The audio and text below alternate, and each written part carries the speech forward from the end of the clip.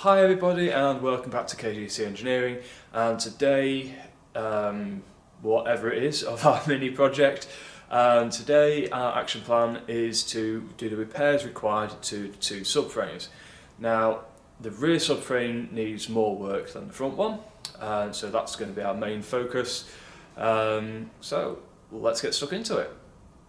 So here we have our rear subframe. It's been shot blasted to get rid of all the old bits of rust and rubbish that were on it. And the first repair that we need to do is here. Now this is one of the fixing points to the actual car body, and as you can see there, the thread has completely disappeared.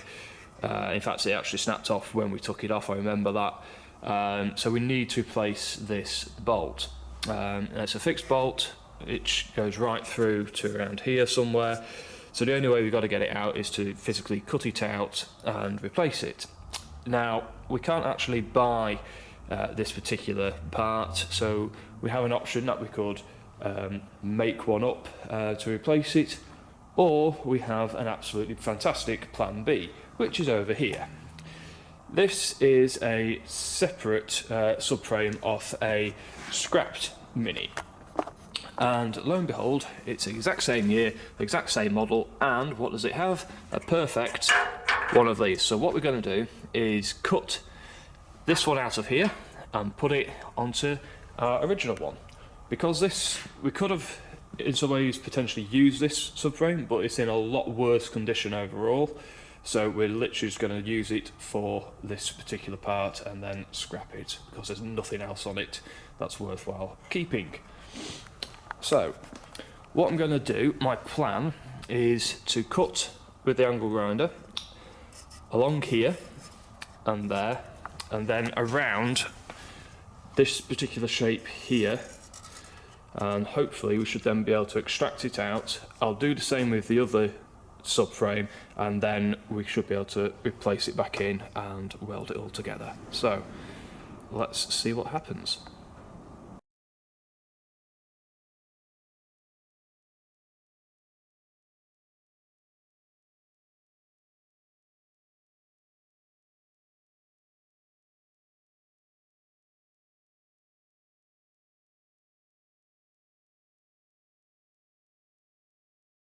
So hopefully you will have seen from that bit of time lapse then that I was able to get the two different pins out.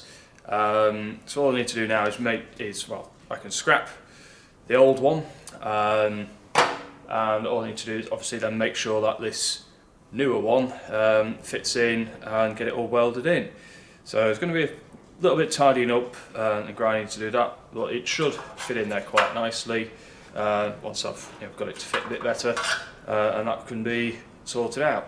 Now you may have noticed in the time lapse that I also needed to cut it around here somewhere, and that's because the end of the pin at this end is welded in on the other side, and I couldn't quite just see or feel that when I had a look earlier, but it is welded in there to obviously give it additional strength to stop it flexing about with the weight of the car on it. So obviously, when I weld the new one back in, I've got to make sure that that's welded in as well. So I'll crack on with that, and we'll then move on to the next step.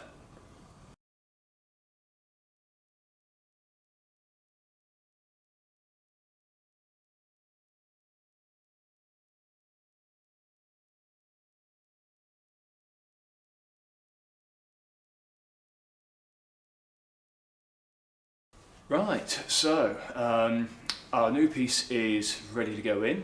I've ground all the areas ready for welding. Now I have done a number of videos on welding. I think one particular one was when I was welding up some MGB panels, and that sort of goes through all the process of that. So I'm not going to go into that today because I don't need to, and there's plenty of videos here on YouTube that explain how to weld. But obviously I've got to weld where it needs to go in, all the fixing points, and obviously when you do any welding, make sure you wear the right safety equipment, so visor and gauntlets, and also basics of welding.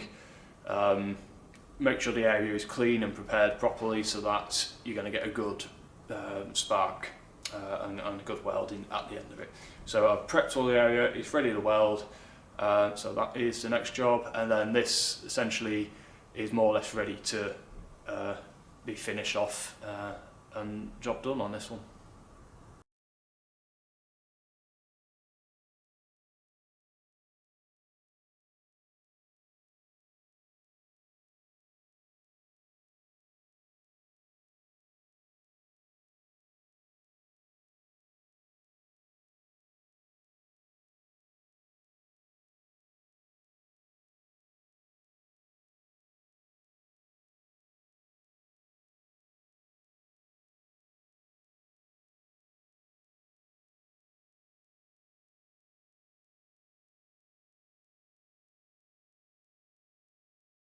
So that is that particular repair done. It's gone a lot better than I honestly thought it was going to go, which is obviously a good thing, and as you will have seen in the time lapse then, I've ground all the welds back, so that is, like I said, that be repaired.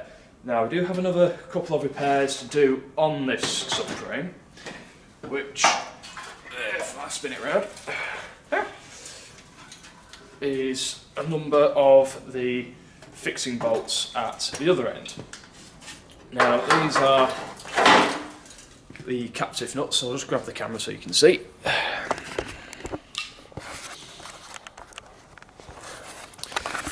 So, like I said, these are the captive nuts, and as you can see here we've got a bolt in there which we actually had to cut off, and I believe it's the same the other side. Yeah, so what we're going to need to do with this is to drill out and re-tap these, because obviously, I mean, we could potentially replace this whole corner piece with the one off the other subframe, and we may end up doing that, but I'm hoping that if we can drill these out, and should then be able to re-tap them. So let's give it a go and see what happens. Right, so we've got our broken off bolt here. So what I've done is I've just sharpied the top of it so we can see where the centre punch mark is going to be. Unfortunately, it's not perfectly flat in there, and it's going to be a basic sort of look and guess where the centre of it is, but I think there is actually a nice ridge there already.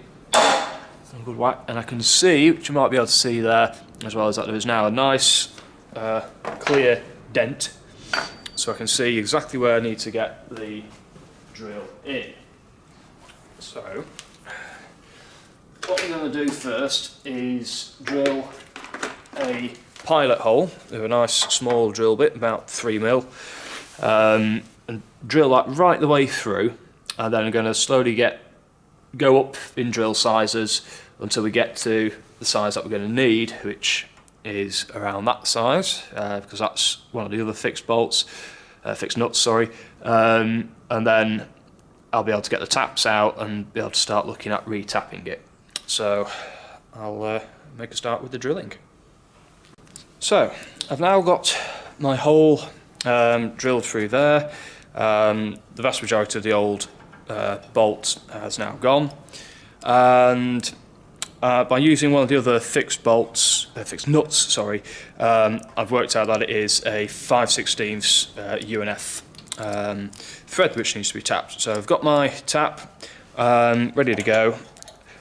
When you come to do tapping, it's a case of just get it in and get it started, and then once you've got it started, make sure you always go back at least half a turn, and then go forward again and just work your way through it, and eventually you will get there. But one thing I was taught was basically do 2 full turns and then half a turn back, because if you're having to recut a new thread, it just gets rid of any swarf build and makes it a little bit easier as it goes through, and puts a bit less strain on the tap. So I'm just giving it a bit. So it seems to be going through okay. And you'll feel when it's when you cut it back that it's breaking the bits of swarf off. You will feel them go. And you can obviously cut back a little bit more often if you want to. It's entirely up to you. Just take your time with it. It does require a bit of effort to get it going and to get it through, but you will get there. And of course, the more you go through, the easier it does become, because the whole thread on the tap starts driving it through as well, so it does become a little bit easier, especially towards the end, as you've got a lot of the tap all driving itself down. You can put cutting compound on the tap threads, which can help on occasions. Personally, I don't bother, because it just makes a mess of the taps and things, and I personally just like to keep them clean, because they're my taps and I've spent a lot of money on them, so I want to make sure that they are clean and serviceable and not covered in a load of gunge. So I think we're getting through there now. So it doesn't take too long to do. The hardest part of this job has actually been drilling the hole in the right place and actually getting the drill bit to drill through. I ended up having a couple of blunt drill bits I started off with, and it took a bit of a while to get going, but got there in the end.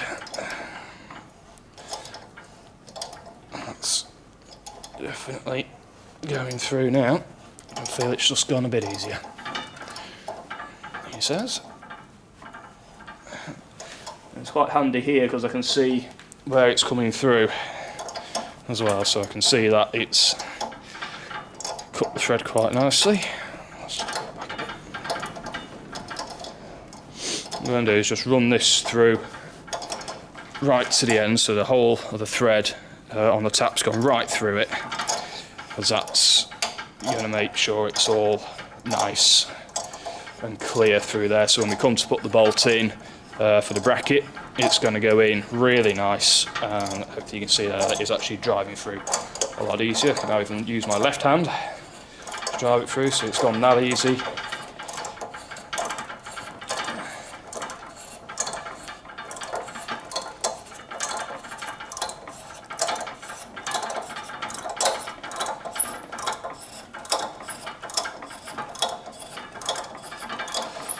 There we go, that's pretty much in as far as I want to drive that now.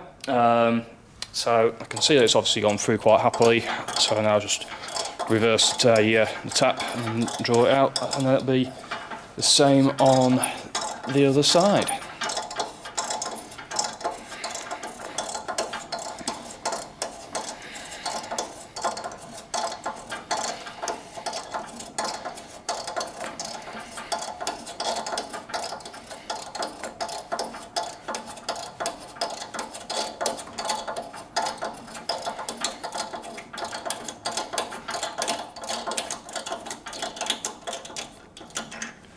Right, let's go and get a bolt.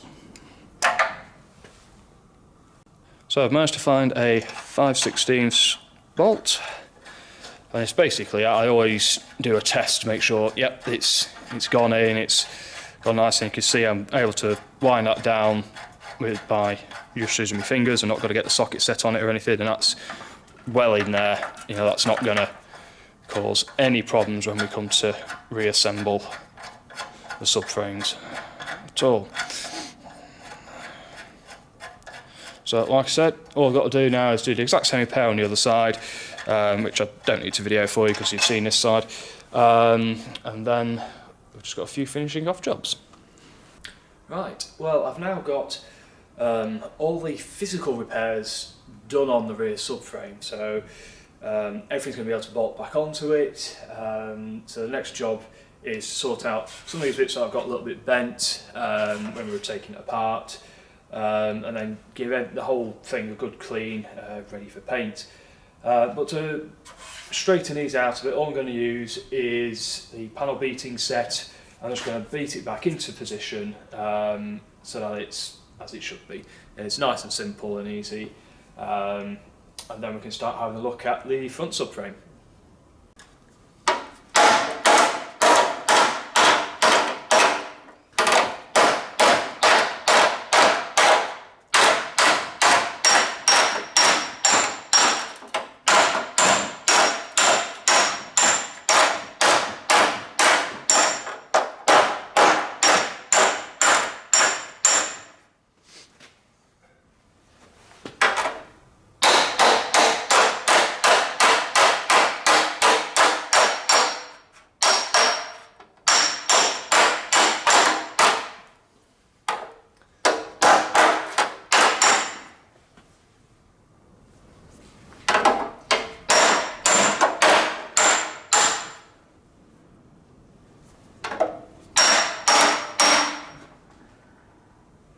There we go.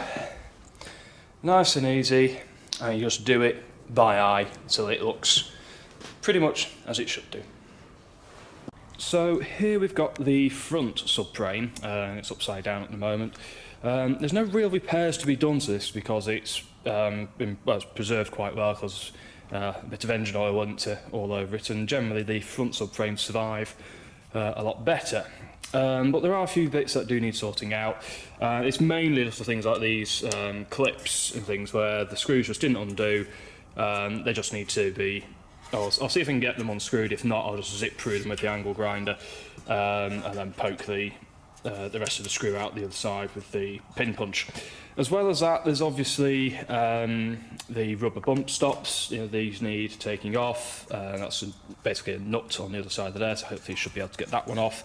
It should be pretty much the same on the other side. Once, of course, I've got these bits and pieces off, this will also be ready for a final clean prior to it being painted, and then we can start looking at actually reassembling the subframes ready to go under our Mini at the appropriate moment. So let's see if I can get these final few bits off.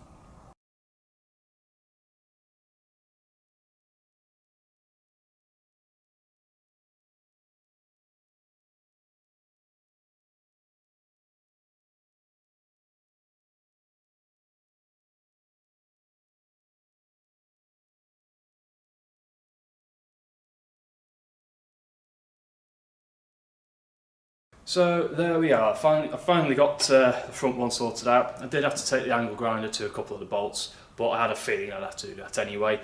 But that's no worries, because a lot of these parts are replaceable, so I'm not going to panic about it.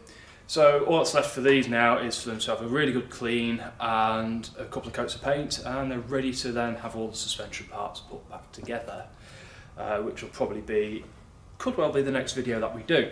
So I hope that you have enjoyed this video, and if you have, don't forget to give us a thumbs up, and also don't forget to hit the subscribe button, as it does help the channel out, and of course you then won't miss out on the next video that we do. So until then, happy classic motoring.